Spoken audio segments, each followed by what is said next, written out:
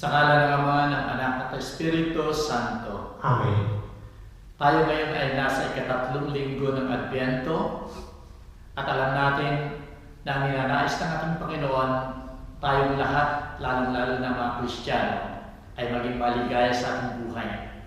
At ang banal na pagbasa, ang Ebanghelyo, ay nagbibigay sa atin ng paraan upang makamtan natin ang kaligayahan ito. Sumayin niyo ang Panginoon. At sumayo rin. Ang pagbasa sa banal na Ebanghelyo ayon kay Mateo. Luwalhati sa iyo, Panginoon.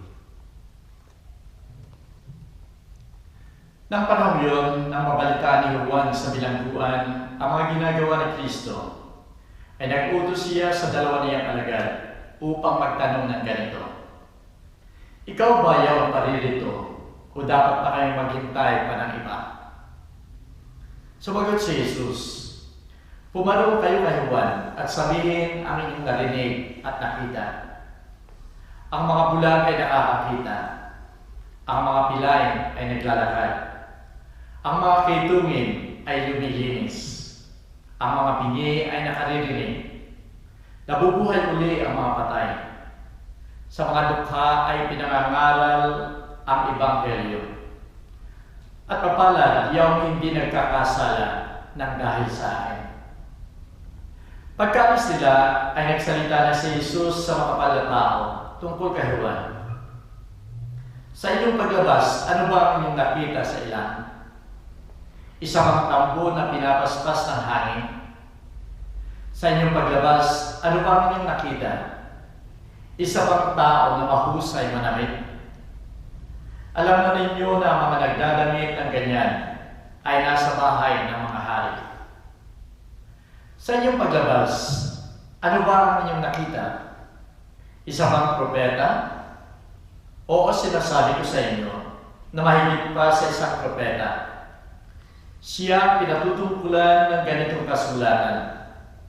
Narito, ipinadadala ko ang aking sugo na magpapauna sa iyo upang ihanda ang daraanan mo. Tunay na sinasabi ko sa inyo na sa lahat ng ipinanganak ng babae ay walang lumitaw na dakila pa kay Juan Bautista. Ngunit ang pinakamaliit sa karya ng langit ay dakila pa sa kanya. Ang salita ng Diyos. Purihin ka, O Kristo. Minamahal ko mga kapatid sa mananampalataya.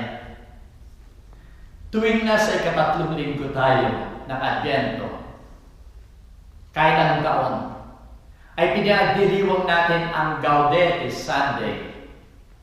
Na ang ibig sabihin ng Gaudete, ito ay rejoicing o ito ay pagpupuri at kaligayahan.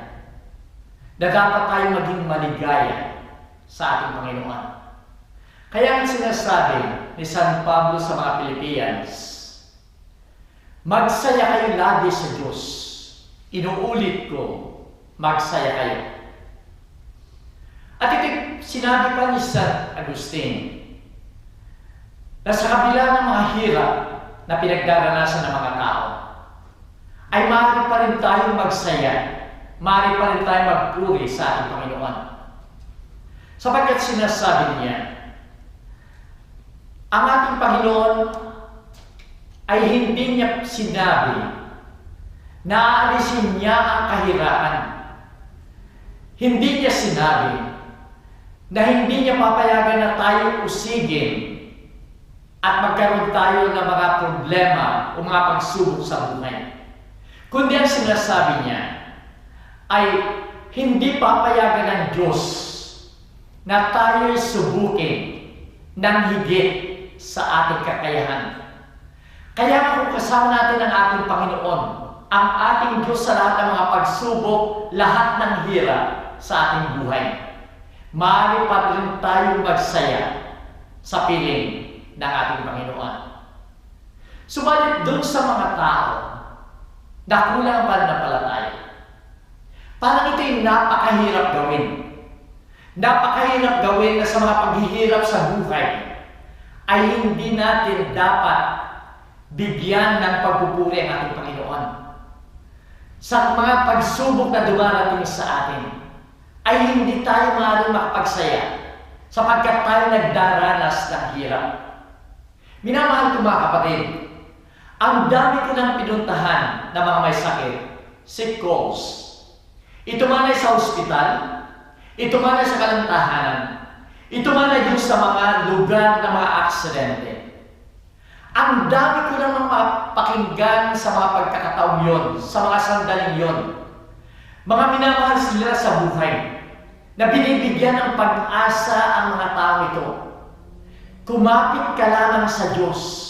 Magtiwala ka lamang sa Diyos. Humingi ka ng awa sa Diyos. At kung makikita ninyo minamahal ko mga kapatid, at nakikita ng aking dalawang mata, sa tuwing mapapakinggan nila ang salita ito, mapapakinggan nila ang Diyos. Sa kabila ng hirap na dinaranas sila sa mga oras na yon, nagkakaroon sila ng kaunting pag-asa. Nagkakaroon sila ng kaunting kaligayahan. Nagkakaroon sila ng ngiti ng kaligayahan. Pag naririnig nila, nakasama nila ang Diyos. Yun nga lamang yung mga taong hindi naniniwala at kulang ang pananampalataya. Ito nga ang nangyayari sa kanila. Dumarating sila sa pagsubok na ito at hindi nila magawa ang kaligayahan. Ito yung mga tao na mali yung kanilang kaligayahan o kasaganaan. Mali yung mga expectations nila ng kaligayahan at maaaring makuha sa ating Panginoon. Upang maunawaan natin, minamahal ko mga kapatid, bumalik tayo sa buhay ni Juan Bautista. Siya ay namuhay sa disyerto ng napakasimpleng pamumuhay. Sinasabi na ang damit niya ay damit yung mga balahibo ng kamelyo. Ang belt niya o sinturon niya ay isang katad na mahigpit. Ang kanyang kinakain ay pulot-pukyutan. At pagkatapos, ang halos lahat ng kanyang panahon ay ginugol niya sa panalangin at pagpupuri sa Diyos. At ngayon nga napakinggan niya ang ginagawa ni Jesus habang siya ay nasa bilangguan. Nabilanggo siya sapagkat siya ay nangaral ng higit at ipinangaral niya ang tunay na kaligtasan, ang tunay na justice. At kahit isang hari si Haring Herodes ay ipinamukha niya sa kanya ang tunay na kasalanan na kanyang ginagawa. At dahil dito nga, itinapon siya sa bilangguan. Naroon siya sa bilangguan na mapakinig niya ang ginagawa ng ating Panginoon Jesucristo. At paano yung expectations niya ay ito? Bakit hindi niya ako palabasin sa bilangguang ito? Bakit hindi siya gumawa ng himala upang ako'y makalabas sa bilangguang ito? Upang matupad yung hula sa Old Testament na sinasabi doon na pagdating ng Mesiyas, ang mga bilanggo ay kanyang palalayain. At dahil dito, nag-utos siya sa kanyang dalawang alagad sa ating Panginoon. At upang tanungin, ikaw na nga ba ang paparito? O kami maghihintay pa ng iba kaysa sa iyo? At ang sagot ng ating Panginoon, bumalik kayo kay Juan Bautista at sabihin ninyo ang inyong narinig at nakita. Ang mga bulag ay nakakakita. Ang mga pilay ay nakakalakad. Ang mga bingi ay nakaririnig. Ang mga patay na bubuhay na mabuli. At sa mga dukha ay pinangangaral ang Ebanghelyo. Subalit idinagdag ni Jesus pagkaraan na yun. Mapapalad ang mga taong hindi magkakasala ng dahil sa akin. Na parang pag sinasabi niya, na kung ang inyong expectations sa akin ay hindi ninyo makamit, huwag kayong mapuprostrate, huwag kayong magagalit. At ito yung sinasabi niya rin kay Juan Bautista, sapagkat kung ang expectations ni Juan Bautista ay mapalaya sa sabilangguan, katulad ng hula. Ito ay hindi niya makakamit at huwag siyang magkakasala. Nasisihin o kaya ay ma-frustrate at lumayo sa ating Panginoon. Minamahal ko mga kapatid, ang ating Panginoon din ay nakaranas ng ganitong expectations. Yung mga Hudyo, yung mga tao sa Old Testament, ang expectations nila na darating na Mesiyas ay isang political na leader o hari, na siya'y makapangyarihan isang ari, na siyang mag-aalis sa pang-api ng mga taong sumakop sa kanila. Isang hari na magbibigay sa kanila ng kasaganaan. Isang hari na magbibigay sa kanila ng tunay na kapangyarihan, na sila ay magiging dakilang muli sa harap ng lahat ng mga tao. At nang ang expectations na ito ay hindi makuha ng mga tao, doon siya sinimulan na usigin, simulan na parusahan, at bigyan ng nakakahiyang kamatayan. Minamahal ko mga kapatid, hanggang ngayon ay ganun pa rin ang expectations natin. Ang expectations natin ay yung pangangailangan ng ating buhay sa mundong ito. Na kung tayo ay magiging mabuti, tayo magiging mabait na tao, magkakaroon tayo ng kasaganaan, magkakaroon tayo ng kaligayahan, sapagkat ito ay ibibigay sa atin ng Diyos bilang gantimpala sa ating kabutihan. At kung ito ay hindi na natin makamit, kung tayo sa kabila ng ating pagkapakabuti, ay hindi natin nakukuha pa rin ang lahat ng naisin natin sa ating Panginoon, doon tayo nag-iisip, bakit ito nangyayari sa atin? Bakit hindi bigay ito sa atin ng ating Panginoon?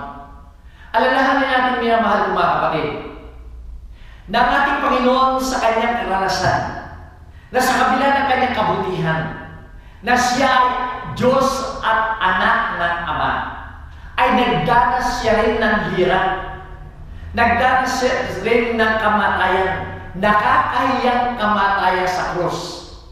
Tinanong din ba natin, minamahal ko mga kapatid, bakit itong nagawa ng Ama?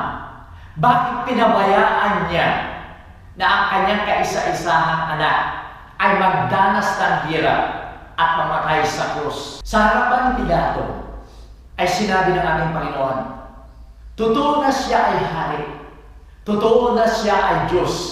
Subalit sinasabi niya, ang kaharian ko ay sa daigdig na ito. Parang sinasabi rin niya kay Pilato at sa bawat isa sa atin, na huwag siyang husgahan ng naaayon sa daigdig na ito. Totoo nga yung sinasabi niya doon sa dalawang mga alagad, na yung nakita nila bulag ay nakakakita, pilay na nakalalakad, buhay, patay na nabubuhay. Ang lahat ay yung mga pisikal na bagay sa daigdig na ito. Subalit para sa ating Panginoon, hindi doon natatapos ang kanyang ibinibigay, sapagkat ang lahat ng ito ay tungos sa espiritual na pamumuhay. Makikita natin yung mga bulag na yun, yung mga pila na yun, pagkatapos silang gumaling, silang lahat ay nagbagong buhay. Silang lahat ay sumunod sa ating Panginoon. At ang pinakabuhay na nila ay yung kanilang relasyon sa ating Panginoon, espiritual na pamumuhay. Ang lahat ng espiritual na biyaya ay nagbibigay ng pisikal na biyaya. At ang lahat ng pisikal na biyaya ay natutungo sa kabutihan at espiritual na pamumuhay. Minamahal ko mga kapatid, tayo ngayon ay nasa ika-3 linggo ng Adbyento. At tayo naghihintay katulad ni Juan Bautista ng Pasko. Naghihintay tayo kay Jesus. Tanungin natin ang ating sarili, ano ba ang expectations ko? Ano ba ang inaasahan ko kay Jesus sa Pasko ito? Sapagkat kung ang inaasahan natin ay katulad ng inaasahan ng mga Hudyo. Tayo ay mapuprostrate sapagkat hindi lamang sa ganon ang ibinibigay na biyaya ng ating Panginoon. Hindi lamang politikal, hindi lamang economic na kasaganaan ang ibinibigay ng ating Panginoon. Sapagkat kung bubuksan natin ang mata natin sa ating pananampalataya, mas higit doon. Bukod sa politikal na kalayaan, kalayaan ng kaluluwa, kalayaan sa kasalanan, kalayaan sa kasamaan ang ibibigay sa atin ng ating Panginoon. Hindi lamang kasaganaan sa material na bagay ang ibinibigay sa atin ng ating Panginoon, kundi punong-puno ng biyayang makalangit ang ibinibigay niya, na hindi matatawaran o mabibili na kahit anong kayamanan sa daigdig na ito.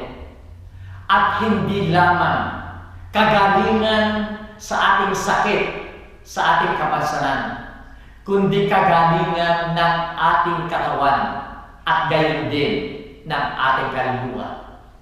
Kaya minamahal ko mga kapatid, kung bubuksan natin ang ating isipan, ang ating puso, ang ating buhay sa ating Panginoon, sa lahat ng ibiyayang ibinibigay sa atin, tama nga yung aral ng Gaudete Sunday na tayo dapat magsaya. Tama yung sinasabi ni San Pablo sa mga Philippians, magsaya kayong lagi sa Diyos. Inuulit ko, magsaya kayo, magpuri kayo sa Diyos. Inuulit ko na pagkatapos ng blessing, lalo-lalo na para dito sa mga Filipino community dito sa Sydney, ay naroon yung announcement para sa simbang gabi at yun din sa mga activities ng Pasko. Sumayin niyo ang Panginoon. At sumayin niyo rin. Pinamahal ko mga kapatid, anuman ang ating katayon sa buhay, tayo ay maaaring magsaya sa ating Panginoon. Tayo ay pwedeng mag-celebrate ng Pasko sapagkat ang Diyos ay nasa atin at ang Diyos ang magpapaligaya sa atin. At naway pagpalain ngayon ang makapangyarihang Diyos, Ama, Anak, at Espiritu Santo. Amen. Humayo tayo kapayapa. Salamat sa Diyos.